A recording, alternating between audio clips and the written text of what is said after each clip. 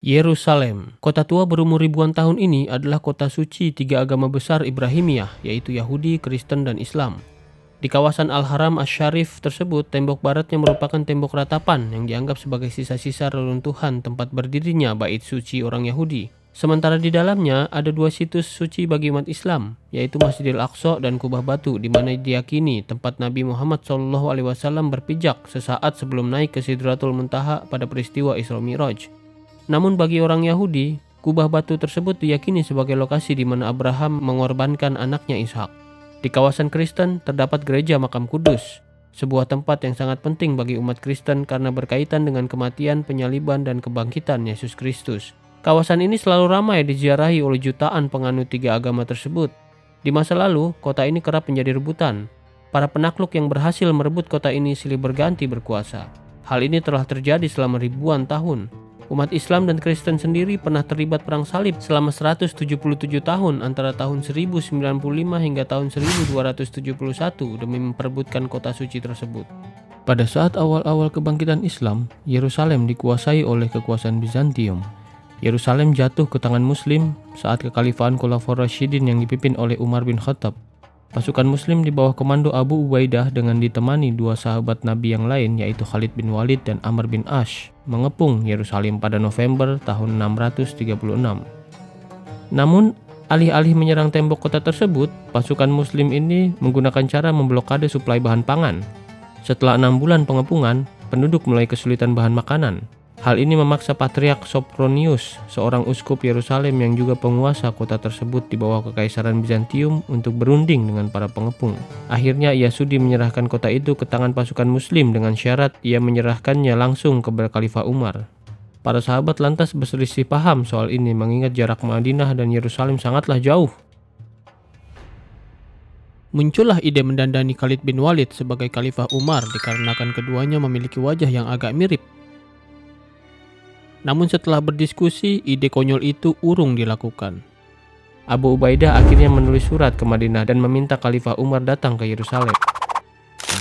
Dengan membawa seekor unta dan seorang ajudan, sang khalifah pun datang ke kota itu dan tiba pada April tahun 637. Umar disambut oleh Patriark Sophronius yang terkesima dengan kesederhanaannya. Pakaian Umar terbuat dari bahan kasar layaknya pakaian orang-orang miskin. Sang Patriark berpikir Umar lebih mengamalkan kesederhanaan Yesus ketimbang raja-raja Kristen Eropa dengan pakaian kebesaran dan gelimang harta. Penduduk Kristen di Yerusalem yang menyaksikan hal tersebut dari atas dinding kota pun ikut terkesima. Patriark Sophronius lantas mengajak Umar berkeliling kota, termasuk mengunjungi gereja Makam Kudus. Namun saat singgah di sana, tiba-tiba datang waktu sholat. Sang pendeta pun menawari Umar untuk sholat di dalam gereja itu. Umar lantas menolak dengan alasan ia takut di kemudian hari orang Islam mengubah gereja itu menjadi masjid dengan dalih Umar bin Khattab pernah sholat di situ. Bagi Umar itu akan menzolimi hak-hak umat Kristen kalau sampai terjadi. Ia pun lantas sholat di luar gereja di sebelah selatan yang kemudian menjadi masjid Umar bin Khattab. Sang uskup lalu menyerahkan kunci gereja Makam Kudus itu kepada Umar. Namun Umar menugaskan seorang keluarga Muslim asal Madinah yang tinggal di Yerusalem untuk menjaga kunci tersebut. Hingga saat ini kunci itu masih dipegang oleh keluarga Muslim. Dari penaklukan ini lahirlah apa yang disebut Al-Uhda Al-Umariyah atau Umar's Assurance atau jaminan Umar yang berbunyi, dengan nama Allah yang Maha Pengasih lagi Maha Penyayang. Ini adalah jaminan atas keselamatan yang diberikan Umar selaku Amirul Mukminin dan hamba Allah kepada penduduk Yerusalem. Jaminan itu berupa keselamatan atas mereka, harta mereka, gereja-gereja mereka, salib-salib mereka, orang-orang yang sakit dan yang sehat, dan kebebasan menjalankan agama masing-masing. Gereja-gereja mereka tak akan diduduki oleh orang Islam dan tak akan dihancurkan. Begitu juga dengan tanah mereka, salib-salib mereka, dan harta mereka. Tak ada pemaksaan bagi mereka untuk masuk Islam, dan orang-orang Yahudi tak akan tinggal di Yerusalem. Kalimat terakhir pada naskah tersebut tentang pengusiran orang Yahudi dari Yerusalem adalah permintaan dari Patriark Sophronius sendiri. Ia meminta hal itu dikarenakan pengkhianatan yang dilakukan oleh orang-orang Yahudi dalam membantu orang-orang Persia membawa kabur salib Kristus atau True Cross dari gereja Makam Kudus pada masa perang Bizantium Persia antara tahun 602 sampai 608 sebelum akhirnya berhasil direbut kembali. Namun Khalifah Umar menolak klausul itu. Ia tetap memperbolehkan orang-orang Yahudi tinggal di Yerusalem. Pada kenyataannya, orang-orang Yahudi pun memang tetap tinggal di sana dan ikut menjadi korban pembantaian bersama kaum muslimin ketika Yerusalem jatuh ke tangan pasukan salib pada 1099. Dengan perjanjian itu pula Yerusalem pun jatuh ke pangkuan Islam pada April tahun 637 tanpa ada pertumpahan darah. Al-Uhda Al-Umayyah ini menjadi landasan hidup bagi penduduk Yerusalem yang berbeda-beda agama namun bisa hidup dengan rukun dan berdampingan. Isi naskah tersebut terus berlaku dan dijalankan oleh penguasa-penguasa muslim yang lain setelah Umar bin Khattab. Beberapa tahun sebelum meletusnya Perang Salib Pertama, situasi politik dunia Islam sangatlah jauh berbeda dengan situasi politik saat Umar bin Khattab menjadi khalifah dan mengambil alih Yerusalem. Pemerintahan Islam tidak tersentralisasi kepada satu khalifah sebagaimana ketika pada era Umar bin Khattab. Pemerintahan Islam kala itu telah terpecah belah. Di utara Afrika telah berdiri dinasti Al-Moravid, dinasti Hamamid, dan dinasti Zirid. Di Mesir berdiri kekhalifahan Fatimiyah yang menandingi kekhalifahan Abbasiyah di Baghdad. Sementara di Persia, sisa-sisa kekhalifahan Abbasiyah masih berdiri namun berada di bawah bayang-bayang Kesultanan Turki Seljuk yang menjalankan pemerintahannya sendiri meski masih membaiat kepada kekhalifahan Abbasiyah. Kesultanan Seljuk sendiri tidak solid. Di Anatolia, kesultanan itu telah terpecah belah menjadi dinasti-dinasti kecil. Salah satu pecahannya yang terbesar adalah Kesultanan Rum yang berbatasan langsung dengan Kekaisaran Bizantium. Sedangkan di daerah Levan, Kesultanan Seljuk terpecah menjadi pemerintahan-pemerintahan kecil independen yang disebut Atabeg di bawah Kesultanan Seljuk. Mereka adalah Atabeg Mosul, Atabeg Aleppo, dan Atabeg Damaskus.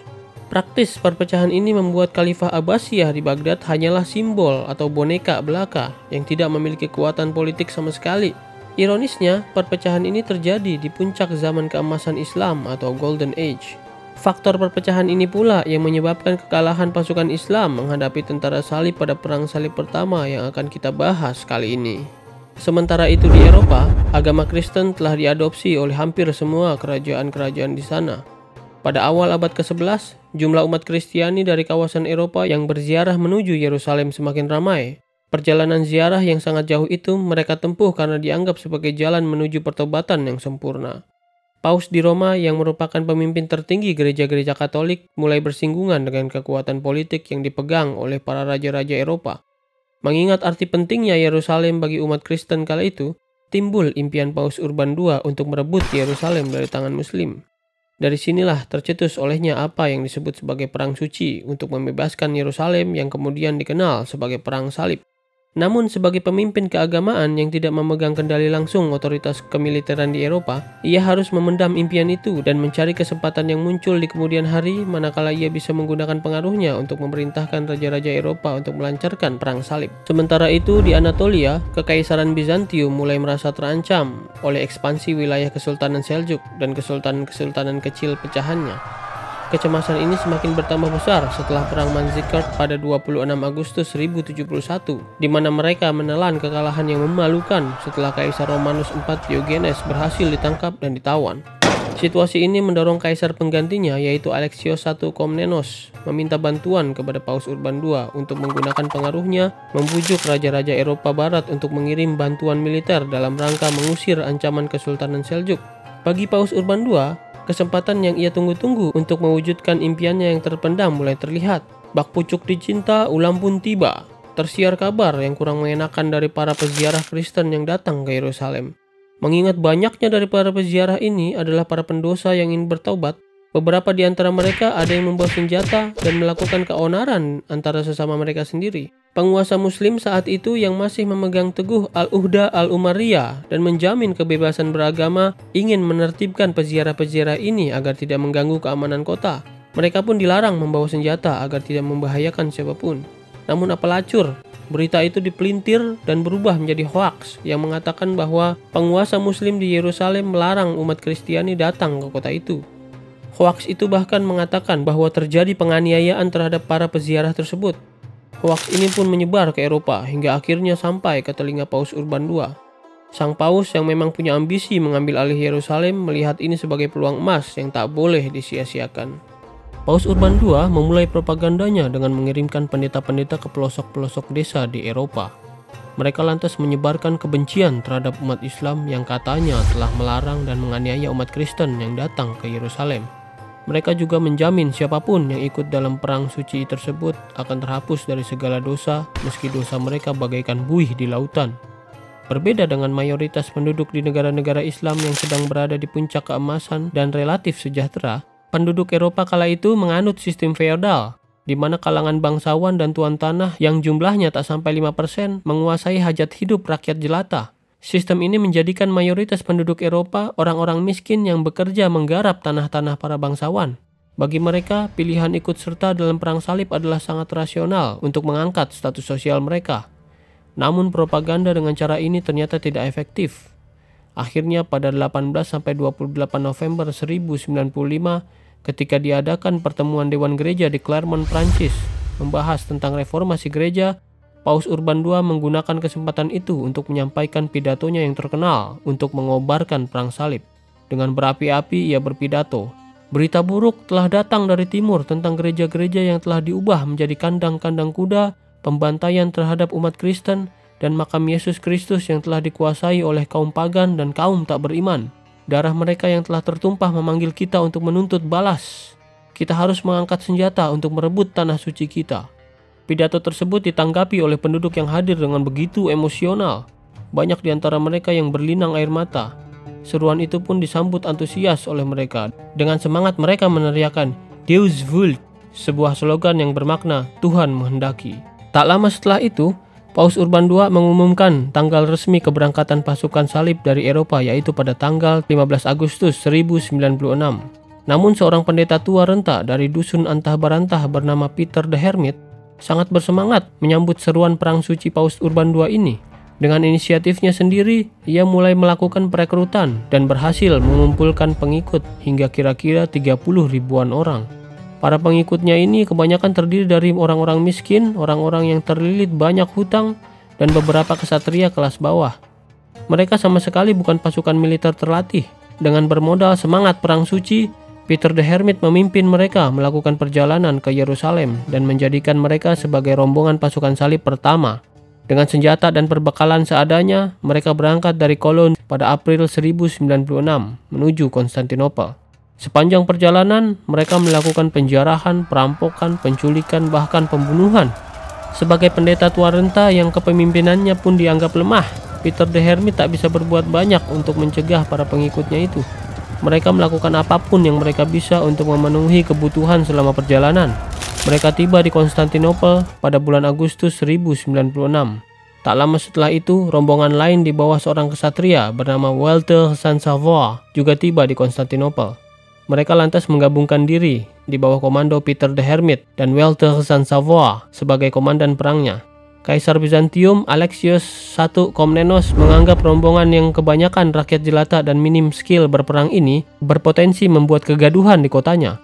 Lantas ia memberikan bantuan perbekalan seadanya kepada mereka dan cepat-cepat mengirim mereka menyeberangi Selat Bosporus menuju Anatolia yang dikuasai bangsa Turki di bawah Kesultanan Rum.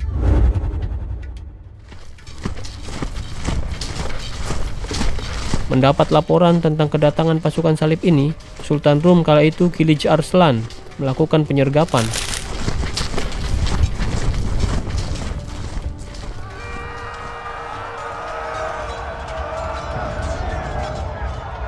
Kurangnya kedisiplinan dan miskin pengalaman dalam medan perang membuat rombongan Peter the Hermit ini menjadi bulan-bulanan pasukan Sultan Arslan. Sekitar 20 ribuan orang tewas terbunuh, termasuk komandan perang mereka Walter Saint-Savoy. Sementara itu, Peter the Hermit sendiri berhasil meloloskan diri dan kembali ke Konstantinopel. Kontingen kedua tentara salib mulai berdatangan dari penjuru Eropa Barat dan Selatan Italia. Rombongan ini adalah rombongan resmi yang menyambut seruan perang suci Paus Urban II. Mereka terdiri dari para bangsawan, kesatria, dan pasukan terlatih. Mereka adalah Godfrey of Bouillon dan adiknya Baldwin, Robert Courtesy of Normandy, Robert II of Flanders, Raymond of Toulouse, Ademar of Lepui sebagai utusan Paus Urban II, Bohemond Prince of Taranto, dan keponakannya Tancred. Pada akhir tahun 1096, mereka satu persatu mulai tiba di Konstantinopel. Peter the Hermit dan sisa-sisa pengikutnya yang lolos dari pasukan Kilij Arslan pun ikut bergabung dengan kontingen kedua ini. Jumlah total dari gabungan kontingen kedua pasukan salib ini ditaksir mencapai 35.000 pasukan. Kali ini, Kaisar Alexios sudah lebih siap dalam mengantisipasi kedatangan mereka. Ia telah menyiapkan bantuan suplai perbekalan, penunjuk jalan, dan kapal-kapal untuk menyeberangi mereka ke Anatolia. Tapi ia tidak mau memberikan itu semua secara cuma-cuma. Sang kaisar meminta dua hal dari para tentara salib ini yang harus dipenuhi sebagai barter. Yang pertama, mereka harus menyerahkan daerah-daerah Bizantium yang telah direbut Kesultanan Rum jika mereka berhasil merebut kembali daerah-daerah tersebut. Yang kedua, mereka dituntut sumpah kesetiaan mereka kepada Bizantium dan tak ingkar janji terhadap apa yang telah disepakati. Mereka pun setuju. Setelah satu persatu diambil sumpah, mereka pun diantar menyeberangi Selat Bosporus menuju Anatolia. Kaisar Bizantium sendiri sebenarnya diminta ikut bergabung oleh para tentara salib ini, namun ia menolak. Sesampainya di Anatolia, target mereka yang pertama adalah merebut kembali Nikaia dari Kesultanan Rum. Mereka tiba di kota itu pada 14 Mei 1097 dan mulai melakukan pengepungan. Sultan Rum Kilij Arslan kala itu sedang melakukan ekspedisi ke Danishmend. Mendengar berita kedatangan pasukan salib yang kedua ini, ia mengira kekuatan mereka sama dengan yang pertama kali datang. Ia pun langsung bergerak menuju Nikaia bersama 10.000 pasukan pembebasan yang kebanyakan pemanah berkuda. Setibanya di sana, mereka langsung menyerang pasukan salib. Saat itulah Sultan Kilij Arslan terkejut dengan kekuatan pasukan salib kala itu. Bukan hanya jumlah mereka yang lebih banyak dari sebelumnya, tapi yang dihadapinya kali ini adalah pasukan profesional dan para kesatria. Serangan balik pun dilancarkan pasukan salib. Pertempuran sengit pun terjadi. Pasukan salib berusaha mengepung pasukan Arslan. Akhirnya pasukan Arslan harus mengakui keunggulan pasukan salib. Ia pun terpaksa mundur dan menyerahkan nasib Nikaia pada takdirnya sendiri. Setelah kekalahan itu, Nikaia masih sanggup bertahan dikarenakan suplai air minum dan pangan mereka yang berasal dari Danau Ascanius terbebas dari blokade pasukan salib. Mendengar laporan dari utusannya mengenai progres pengepungan terhadap Nikaia menemui jalan buntu, Kaisar Alexios I berangkat menuju kota itu lewat jalan belakang. Sebagai orang yang pernah berkuasa atas kota itu, ia tahu betul kunci sukses menaklukkan kota tersebut, yaitu memutus rantai pasukan lewat blokade danau. Di daratan yang agak jauh dari Danau Ascanius, ia membuat perahu-perahu untuk digunakan menyeberangi danau.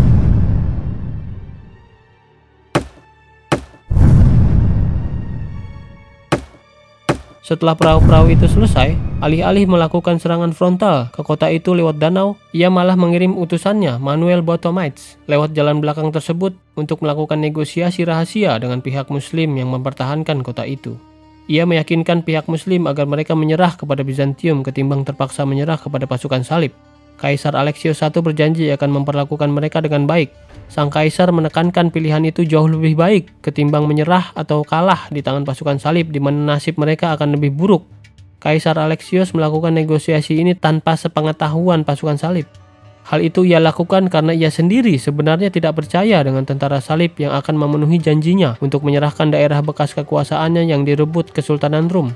Kalaupun mereka sudi menyerahkan, sudah pasti ampasnya saja, alias setelah kota itu dijarah habis. Ia tak mau ini terjadi. Ia ingin Nikaia kembali ke tangannya secara utuh. Lagi pula, meskipun sama-sama beragama Kristen, hubungan gereja Ortodoks Bizantium dan gereja Katolik Roma telah lama retak setelah terjadi perpecahan akibat perbedaan nilai-nilai teologi dan politik. Di pihak Muslim sendiri, tawaran itu menjadi bahan pertimbangan yang matang. Menerima tawaran Kaisar Alexios adalah sesuatu yang masuk akal. Hal itu bukan tanpa alasan. Bangsa Arab, bangsa Turki, dan bangsa Yunani Bizantium telah bertetangga selama ratusan tahun. Kadang mereka saling berperang, ada pula masanya berdamai. Tentunya hal ini membuat mereka telah mengenal karakter satu sama lain.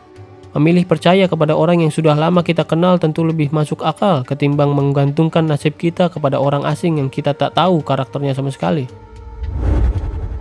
Sementara itu, pasukan salib telah memutuskan serangan besar pada keesokan harinya tanggal 19 Juni 1097.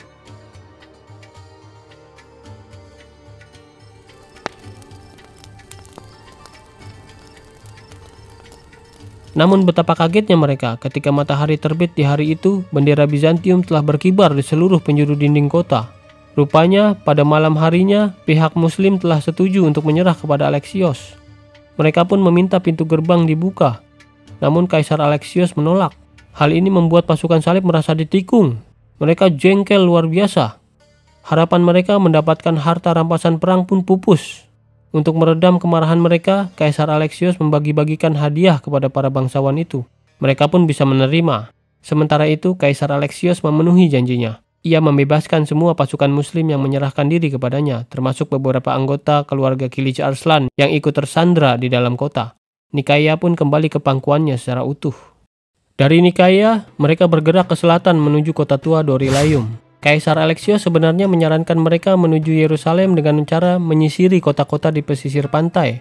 Strategi ini untuk memudahkan suplai perbekalan yang bisa diakses kapanpun dari laut oleh Kekaisaran Bizantium sebagai aliansi. Meskipun saran tersebut sangat bagus dan masuk di akal, namun sejak kejadian di Nikaya, kedua belah pihak sama-sama kehilangan kepercayaan. Pasukan salib masih memendam kejengkelannya meskipun kaisar menyuap mereka dengan hadiah. Saran itu pun tak diindahkan. Pasukan salib memilih rute tercepat menuju pedalaman Anatolia sebelum berbelok ke Yerusalem. Untuk memudahkan pergerakan, mereka membagi rombongan menjadi dua. Rombongan dengan jumlah yang lebih kecil dipimpin Bohemond sebagai pembuka jalan. Rombongan yang lebih besar dipimpin Godfrey yang menyusul sehari kemudian. Sementara itu, Sultan Kilij Arslan berhasil mencapai kesepakatan damai dengan Danishmend dan berkoalisi melawan pasukan salib sebagai musuh bersama. Menjelang malam tanggal 30 Juni 1097, pasukan pembuka jalan di bawah Bohemond tiba di dekat kota Dorilayum. Mereka memutuskan berkemah dan beristirahat sebelum melanjutkan perjalanan. Bohemond memilih berkemah di atas tanah rata di sisi utara sungai Timbres. Sementara itu, pasukan Kilij Arslan sudah mengintai mereka beberapa hari sebelumnya. Pagi keesokan harinya, pasukan Kilij Arslan muncul dari perbukitan dengan pasukan pemanah berkudanya.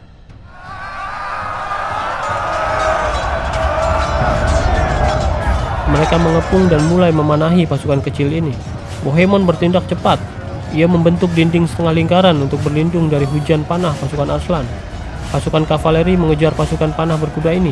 Namun pasukan Arslan menggunakan taktik hit and run yang sangat menyulitkan. Mereka menyerang seperti lalat. Mendekat, memanahi, lari, lalu mendekat kembali, memanahi lagi, dan begitu seterusnya. Hal ini membuat Bohemond harus putar otak untuk mengatasinya. Dengan cepat ia memutuskan untuk 100% bertahan dengan membentuk dinding tameng lingkaran penuh.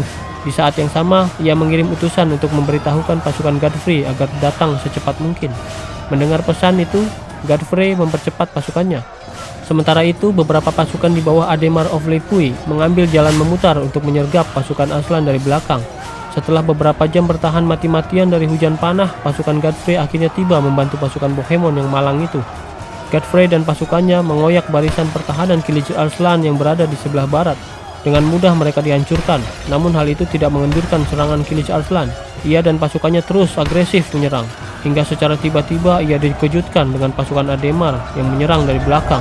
Situasi berubah dengan cepat, satu persatu pasukan Kilij Arslan dilumpuhkan. Akhirnya ia terpaksa mundur dan kalah untuk yang kedua kalinya. Namun kali ini ia tak mau pasukan salib mendapat sesuatu yang berharga. Sebelum pergi, ia melakukan penghancuran dan pembakaran sehingga tak ada lagi sisa-sisa yang berharga tertinggal untuk diambil pasukan salib. Selepas perang di Dorilayum, mereka melanjutkan perjalanan menuju Antiok.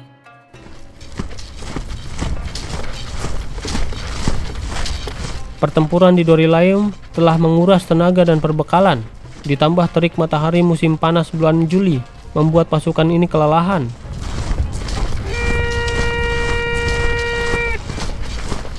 Ketika mereka melewati teritorial kerajaan Kristen Silisia Armenia, para penduduk Kristen yang bersimpati membantu mereka dengan suplai perbekalan ala kadarnya. Hal itu tentu membantu, tapi tidak terlalu signifikan. Penderitaan mereka akibat kekurangan bekal terus berlangsung. Banyak di antara mereka yang mati kehausan dan kelaparan. Salah satu yang harus kehilangan nyawa adalah istri dari Baldwin, Godehilde of Tosny. Kematian istrinya ini membuat ia kehilangan hak atas harta dan kekuasaannya di tanah Eropa. Ia pun memutuskan kelak tak akan kembali lagi ke sana dan berharap mendapatkan tanah dan kekuasaan baru di Yerusalem atau di daerah sekitarnya. Bak pucuk dicinta, ulam pun tiba, bak mendapatkan durian runtuh dan bak habis jatuh ditimpa berlian. Seorang penguasa Kristen di Edessa bernama Toros mendengar kisah pilunya dan berempati. Ia lantas mengundang Baldwin ke Edessa dan ingin mengadopsinya menjadi anak angkat serta menjadikannya penerus tahta kerajaan. Baldwin yang melihat kesempatan emas itu tak menyia-nyiakannya. Dengan hati berbunga-bunga, ia pun mengucapkan salam perpisahan kepada pasukan salib dan langsung menuju Edessa. Ia pun disambut oleh sang raja. Namun setelah tinggal di sana, Ia mulai paham bahwa Raja Toros tidak disukai oleh rakyatnya dikarenakan agamanya yang Kristen Ortodoks. Baldwin yang Kristen Katolik pun bisa paham. Singkat cerita, terjadilah pemberontakan.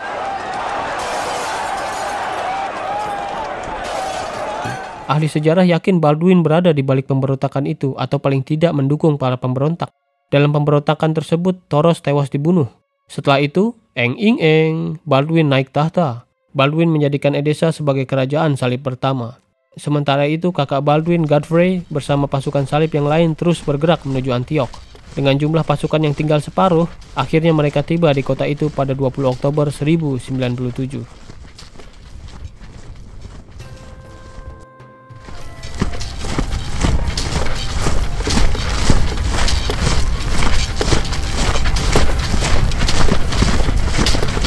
Antioch adalah kota bersejarah bagi umat Kristen karena di kota itu terdapat kisah di dalam Bible tentang Paul dan Peter yang menerima bangsa Gentile memeluk agama Kristen.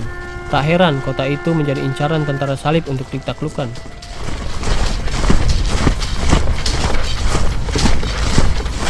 Sampainya di sana, mereka langsung melakukan pengepungan. Kabar tentang kesuksesan pasukan salib merebut Nikaya dan kemenangan di Dorylaeum telah menyebar ke Eropa. Hal ini membuat mereka banjir dukungan. Bulan November, suplai bantuan tiba di pelabuhan Saint Simeon dari kapal-kapal Genoa. Pelabuhan ini sangat penting. Dari sinilah suplai bantuan berdatangan. Hal ini sangat membantu mereka mengatasi kelaparan yang semakin memburuk meskipun hanya sementara. Penguasa Antioch kala itu adalah seorang Muslim Turki Seljuk bernama Yagisian. Ia memiliki sekitar 5.000 pasukan bertahan. Melihat kedatangan tamu tak diundang, ia langsung mengirim utusan ke Atabek Mosul, Atabek Aleppo, dan Atabek Damaskus untuk meminta bantuan militer. Dalam pengepungan ini, pasukan salib terbagi menjadi beberapa grup. Bohemond berkemah di depan Saint Paul Gate, diikuti Robert Curthese dan Robert II of Flanders di sebelah baratnya. Sementara itu, Ademar dan Raymond berkemah di depan Dog Gate, sedangkan Godfrey berkemah di depan Duke Gate. Situasi pasukan salib yang terus kekurangan bahan makanan memaksa mereka berburu di sekitar benteng kota dan menunda penyerangan. Bahaya kelaparan mulai mengancam serius ketika memasuki musim dingin. Kuda-kuda mulai disembelih untuk bertahan hidup. Menjelang Natal 1097, bencana kelaparan semakin memburuk. Mereka mulai memakan apapun untuk bertahan hidup, termasuk dedaunan. Pada 28 Desember, Godfrey bahkan jatuh sakit saking laparnya. Yagisian yang memahami situasi mereka melakukan serangan ofensif skirmish.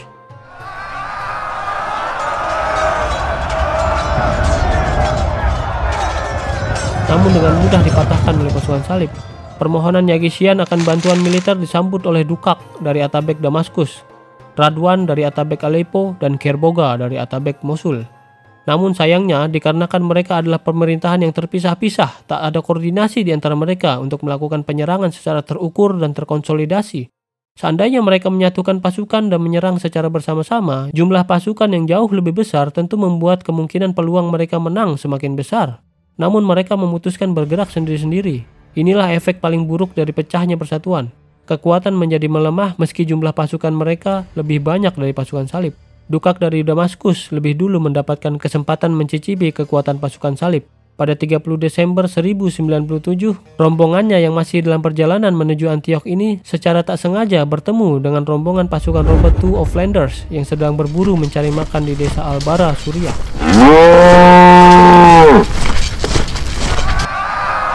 10.000 pasukan Dukak langsung menerjang musuh.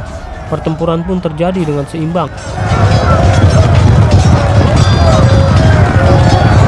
Namun Dukak tak menyangka Robert tak sendirian. Bohemond dan pasukannya tiba-tiba muncul membantu Robert.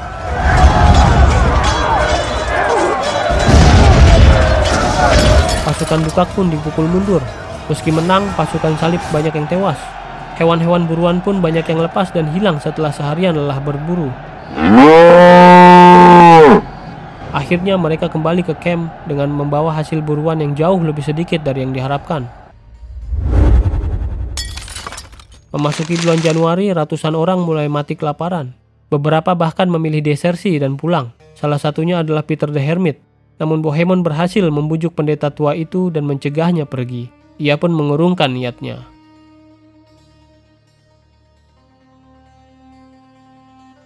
Awal Februari, suplai bantuan dari Bizantium datang. Hal ini sangat membantu kondisi pasukan salib yang sedang payah menghadapi bencana kelaparan. Namun di saat yang sama, Radwan dari Atabeg Aleppo telah mencapai kota Harem menuju Antioch.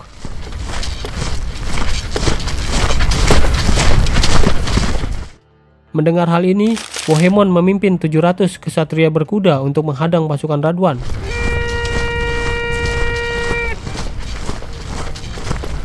Dengan cerdas, ia memilih posisi di antara sungai dan danau untuk mencegah pasukan Radwan menerobos lewat sayap. Pasukan salib yang kelaparan ini tak gentar sedikit pun dengan pasukan Radwan yang jumlahnya lebih banyak. Bahkan Bohemond mengambil inisiatif menyerang lebih dulu.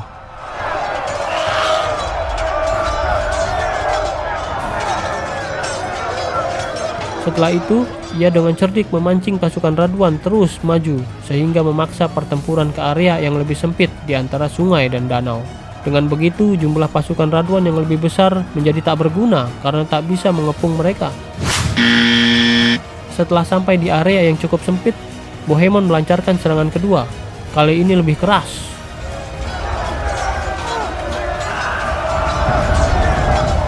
Pasukan Radwan akhirnya kewalahan. Mental mereka yang terlalu lemah tak sepadan dengan mental baja pasukan lawan yang luar biasa kuat meskipun bertempur sambil menahan kelaparan dan jumlah yang lebih sedikit. Kemenangan ini membuktikan kehebatan Bohemond dalam hal strategi perang yang tak bisa dianggap remeh. Sementara itu, Yagishian yang mengetahui Radwan melakukan penyerangan, kembali melakukan serangan skirmish. Kali ini ia menyerang jalur pasokan suplai bantuan dari pelabuhan San Simeon ke pasukan salib.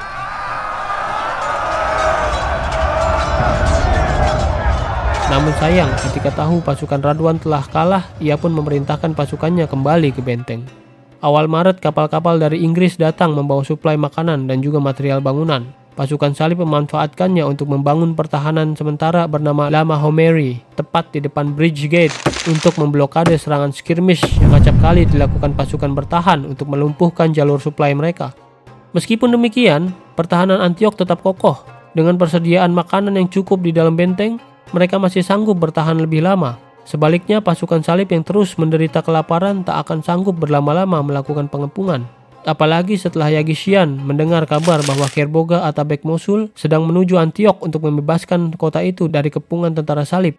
Kerboga bergabung dengan sisa-sisa pasukan Dukak dan Radwan yang dihajar pasukan salib sebelumnya. Pasukan gabungan ini ditaksir mencapai 40.000 orang. Jumlah yang terbilang besar dan hampir 3 kali lipat dari sisa-sisa pasukan salib yang sedang mengepung Antioch kala itu. Mendengar kabar tersebut, pasukan salib pun panik. Mereka cuma punya 2 pilihan, merebut Antioch sebelum pasukan Kerboga datang atau lari sebelum mereka datang.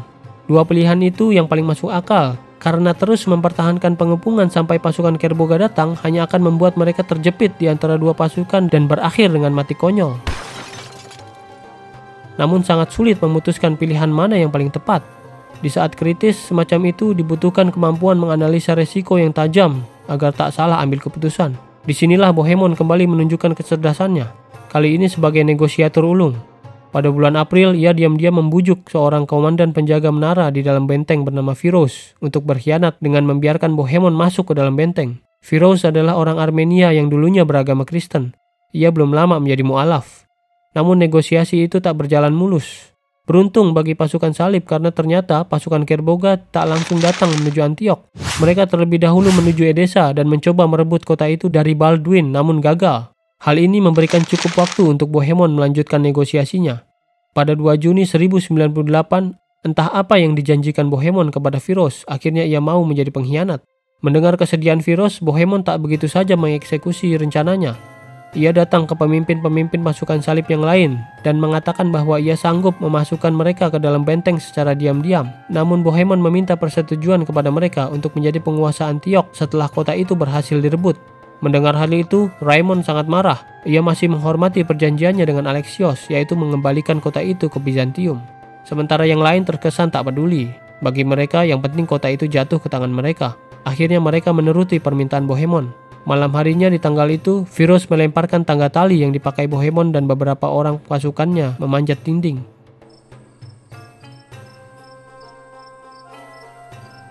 Sesampainya di dalam, ia membuka gerbang kota itu.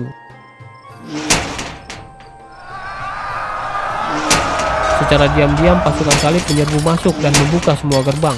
Pasukan bertahan yang terkejut tak bisa berbuat banyak. Dalam sekejap kota itu pun jatuh. Yagishian pun tewas terbunuh.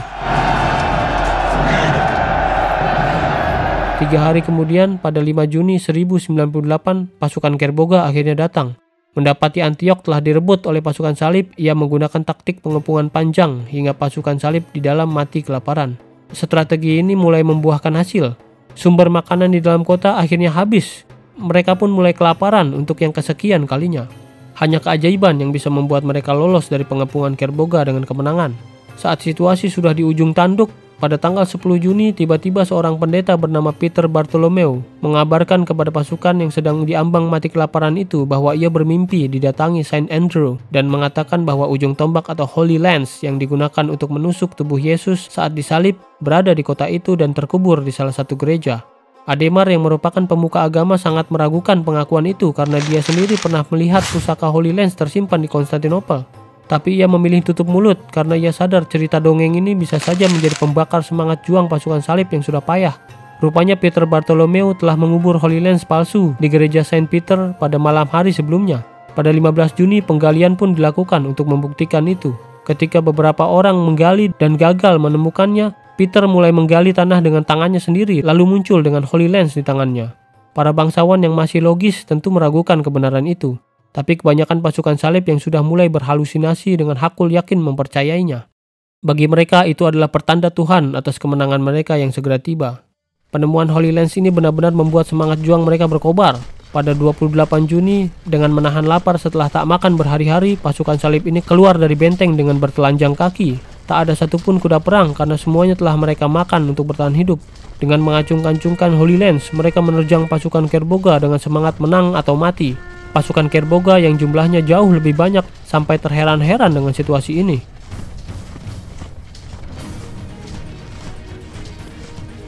Mereka pun langsung menyambut pertempuran itu.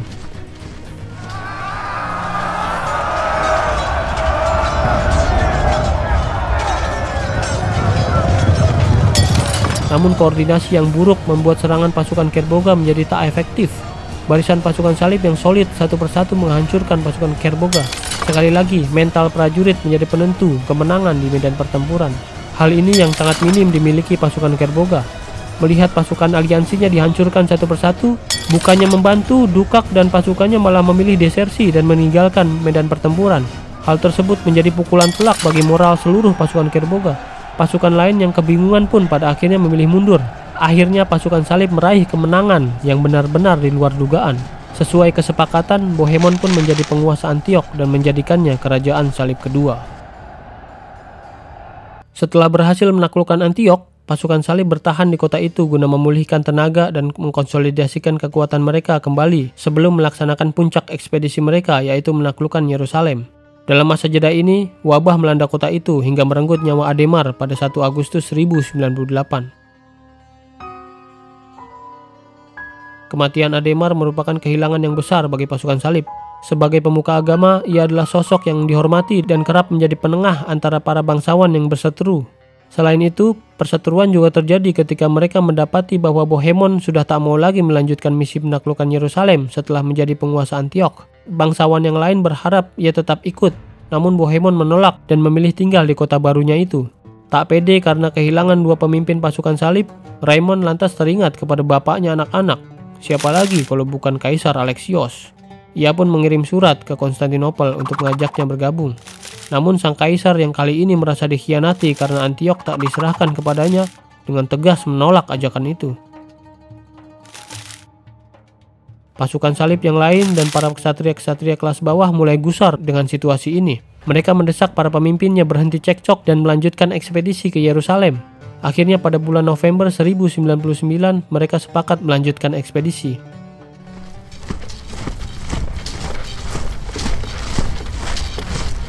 Bohemond yang berubah pikiran pun ikut.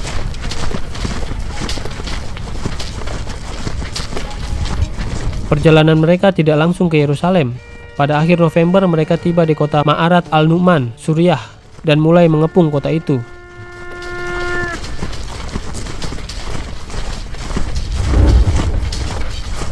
Pertahanan kota yang kebanyakan diisi oleh para milisi dan pasukan kurang berpengalaman hanya mampu bertahan selama 2 minggu.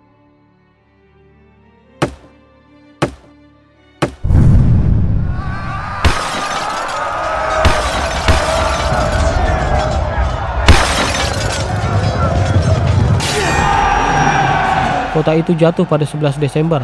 Di sini lagi-lagi terjadi cekcok, utamanya antara Raymond dan Bohemond tentang siapa yang menjadi penguasa di kota itu. Percekcokan memaksa ekspedisi terhenti selama sebulan. Pasukan salib dan para ksatria kelas bawah yang tidak sabar bahkan mengancam meninggalkan mereka semua dan melanjutkan ekspedisi sendiri. Dari percekcokan ini pula akhirnya timbul faksi. Raymond yang iri dengan posisi Bohemond memiliki hasrat mengincar Tripoli sebagai kota masa depannya. Ia pun meminta dukungan dari Tancred dan Robert Curthose. Sebagai bangsawan kaya raya, Raymond mengiming-imingi keduanya kompensasi. Mereka pun setuju dan terbentuklah faksi Raymond. Sementara itu, Roberto Flanders yang merasa sudah kaya dan Godfrey yang juga sudah punya cukup uang hasil suplai dari adiknya Baldwin di Edessa membentuk faksi lain dengan Bohemond dan menjadi faksi Godfrey. Untuk memuluskan niatnya merebut Tripoli, Raymond memutuskan menuju Arka, kota kecil di sebelah utara Tripoli. Salah satu pasukannya mengabarkan Arka adalah kota yang banyak uang. Raymond mungkin berpikir lebih baik menjarah Arka dulu sebelum ke Tripoli. Toh dua kota itu satu jalur, sekali mendayung 2-3 pulau terlampaui. Ia dan faksinya pun berangkat pada 13 Januari menuju Arka dan tiba di sana pada 14 Februari. Sementara itu, faksi Godfrey memilih ke arah Latakia bersama pasukan salib yang lain.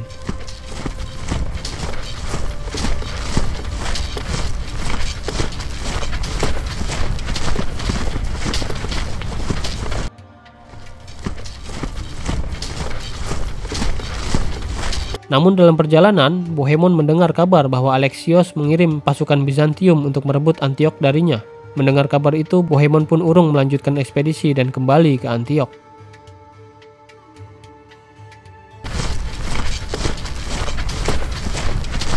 Dari Latakia, faksi Godfrey melanjutkan perjalanan menuju Jabala, kota kecil dengan benteng di tepi pantai.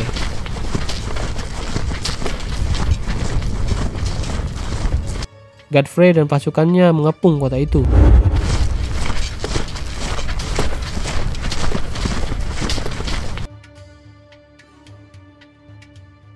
Namun saat sedang asik-asiknya mengepung, seorang uskup yang dikirim Raymond bernama Peter of Narbonne membawa rumor bahwa tentara Seljuk dari Baghdad bergerak menuju Arka. Raymond mengajak baikan dan memohon faksi Godfrey untuk segera datang ke Arka. Godfrey pun setuju. Namun sebelum mengakhiri pengepungan di Jabala, ia meminta upeti kepada emir kota itu sebagai jaminan dirinya pergi dan tak menyerang. Sang emir pun setuju dan memberikan perbekalan kepada pasukan salib berupa 5.000 koin emas, kuda, keledai, dan perbekalan makanan.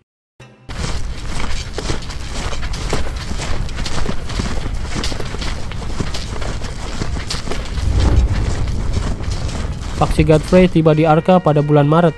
Sesampainya di sana, pengepungan Arka masih berlangsung. Namun di luar dugaan, Arka tidak mudah ditaklukkan.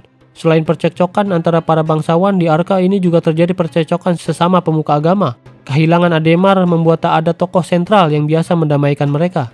Percekcokan terjadi antara Arnulf of Hawks yang masih saja membahas tentang kepalsuan Holy Lance di Antiok dengan Peter Bartholomew yang tetap mengklaim bahwa ia jujur dan tidak mengarang cerita.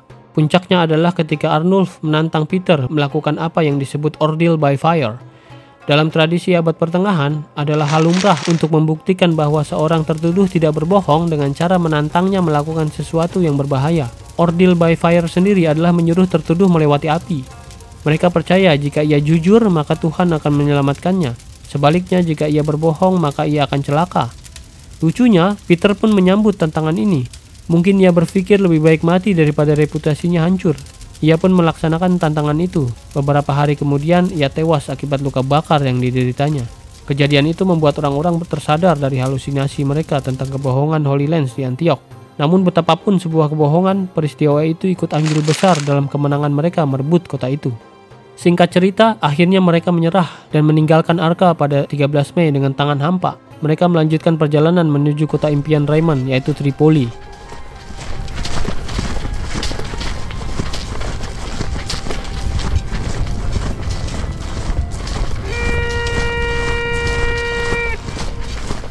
Kota itu dipimpin oleh seorang kadi bernama Jalal al-Mulk Ali bin Muhammad.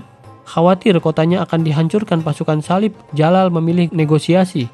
Ia memberikan pasukan salib 300 tawanan Kristen, 15.000 koin emas, dan kuda. Hal tersebut ternyata membuat pasukan salib cukup senang. Mereka pun menerimanya, tapi Raymond tetap memendam hasrat terhadap kota itu. Untuk sementara, ia memutuskan untuk menahannya dan akan kembali lagi lain waktu. Mereka pun bersatu untuk menuju kota yang dari awal merupakan tujuan utama, yaitu Yerusalem.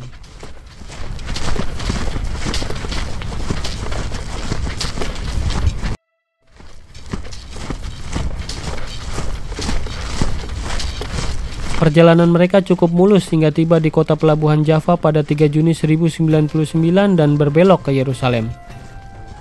Saat itu Yerusalem adalah kota yang dikuasai oleh Kekhalifan Fatimid.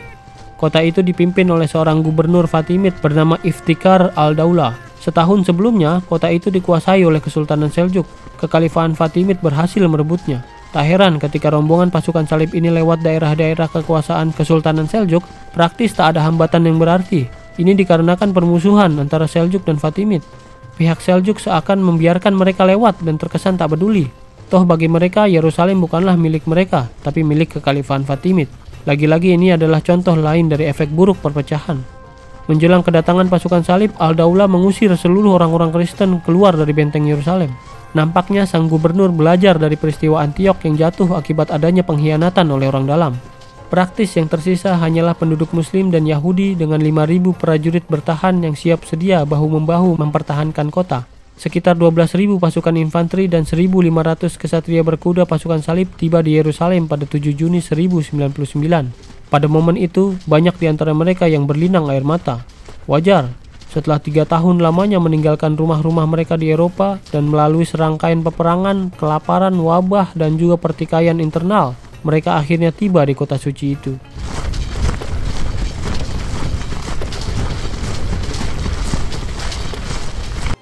Pengepungan pun dimulai. Dengan total keliling sepanjang 4 km, benteng Yerusalem sulit untuk dikepung dengan lingkaran penuh. Mereka pun membagi pengepungan dalam 2 kelompok. Godfrey, Robert II of Flanders, dan Tancred mengambil posisi di sebelah utara dinding, sedangkan Robert Courtese dan Raymond mengambil posisi di selatan. Pada 13 Juni mereka memutuskan menyerang.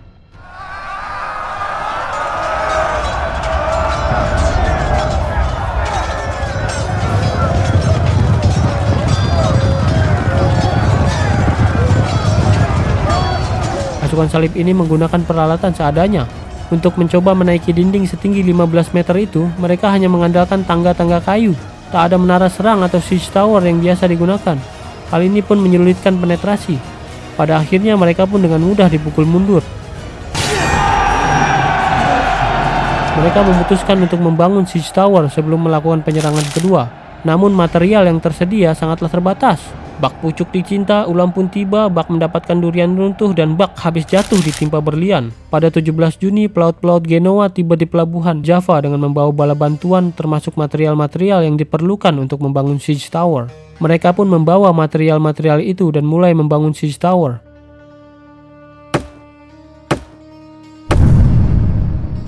Dalam 3 minggu, alat penyerbu itu pun selesai. Namun sebelum penyerangan, seorang pendeta lagi-lagi mengaku bermimpi mendapatkan petunjuk goib. Kali ini pendeta yang tak mau disebutkan namanya itu, tapi kita sebut saja namanya Bambang, mengaku didatangi mendiang Ademar yang mengatakan jika ingin sukses menaklukkan Yerusalem, mereka harus melakukan ritual puasa sambil mengelilingi tembok kota itu. Entah benar atau tidak mimpi si pendeta Bambang ini. Yang jelas ritual ini mirip-mirip dengan yang ada di Bible tentang kisah Joshua, salah satu pengikut Moses saat menaklukkan kota Jericho. Di kisah tersebut, Joshua diperintahkan berpuasa 6 hari sambil berjalan mengelilingi tembok kota Jericho. Selesai ritual, secara ajaib tembok kota itu runtuh. Pendeta Bambang mungkin berharap cara yang sama bisa diterapkan untuk meruntuhkan tembok Yerusalem. Dengan bumbu dramatisasi membawa-bawa nama mendiang Ademar, ia mungkin berharap munculnya efek yang sama seperti saat dongeng Holy Lance palsu merebak di Antiok. Suatu efek halusinasi yang membuat semangat juang pasukan salib berkobar luar biasa. Mereka pun dengan hikmat melaksanakan ritual tersebut. Hal ini membuat penduduk Yerusalem yang ada di dalam dinding terheran-heran.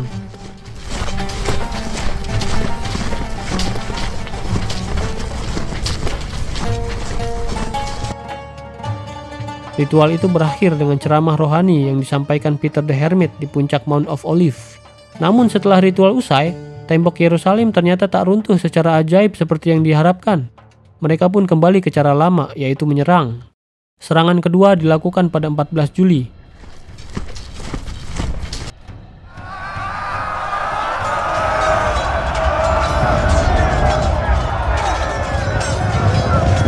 Pertempuran itu terjadi seharian penuh, namun pihak bertahan sanggup melakukan perlawanan sengit. Pasukan salib akhirnya menyerah di sore hari dan kembali mundur ke kamp mereka. Kondisi dinding Yerusalem sebenarnya tak begitu bagus. Ini akibat perang sebelumnya yang terjadi antara Seljuk dan Fatimid yang memperebutkan kota itu. Ada beberapa bagian dinding yang hancur yang belum sempat diperbaiki. Bagian dinding ini terutama berada di area St. Stephen Gate. Bagian dinding itulah yang dimanfaatkan oleh Godfrey. Meski hari itu kalah, ia sadar pertahanan dinding itu semakin lemah. Keesokan harinya pada 15 Juli 1099, serangan ketiga dilakukan.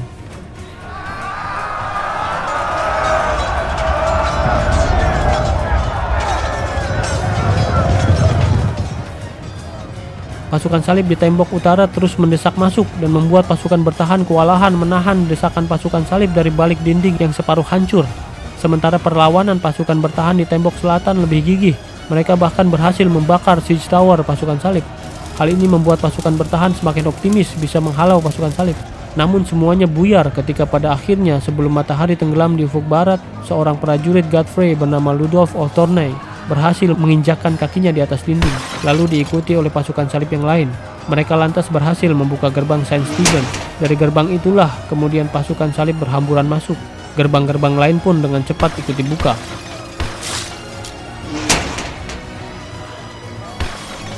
Dengan singkat terjadi kepanikan dan chaos. Pasukan salib yang beringas dengan brutal membantai orang-orang di jalan-jalan kota Yerusalem tanpa pandang bulu. Penduduk Muslim dan Yahudi sama-sama menjadi korban kebrutalan ini. Praktik pembunuhan dan penjarahan yang dilakukan oleh pasukan penyerang ketika berhasil menaklukkan sebuah kota memang lazim terjadi pada zaman pertengahan. Namun para ahli sejarah sepakat bahwa level kebiadaban yang terjadi pada pembantaian Yerusalem kala itu jauh di atas standar kebiadaban yang bisa diterima di zaman itu. Dengan dalih mensucikan kota dari para pagan dan pendosa, mereka melakukan genosida. Di area Temple Mount sendiri, saksi sejarah dari pihak pasukan salib yang dikutip dari Gesta Francorum mengatakan bahwa kaki mereka terendam darah-darah manusia hingga semata kaki. Jumlah mayat yang bergelimpangan di area itu diperkirakan sekitar 10.000 orang. Sementara itu, orang-orang yang masuk ke dalam Masjidil Aqsa untuk mencari perlindungan, saksi sejarah mengklaim bahwa pada awalnya Tancred berada di depan pintu gerbang masjid suci itu dan menjamin keselamatan siapapun yang ada di dalamnya. Namun situasi yang chaos dan pasukan salib yang kalap dan beringas membuatnya tak berdaya. Mereka berhasil menerobos masuk dan membantai semua orang yang ada di dalamnya.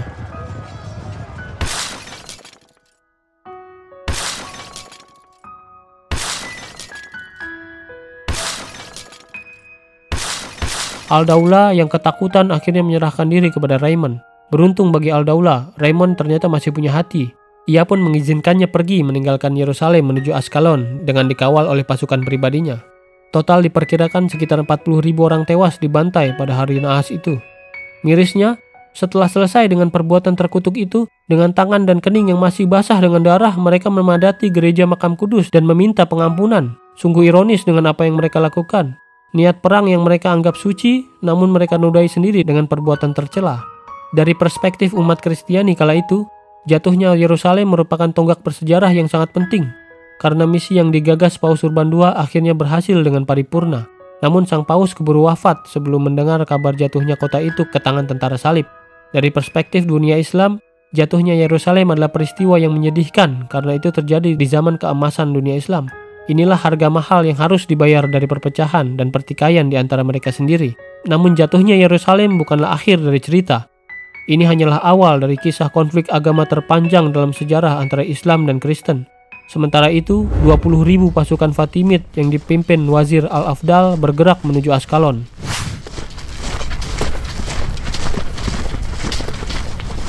Tujuan mereka hanya satu, merebut kembali Yerusalem.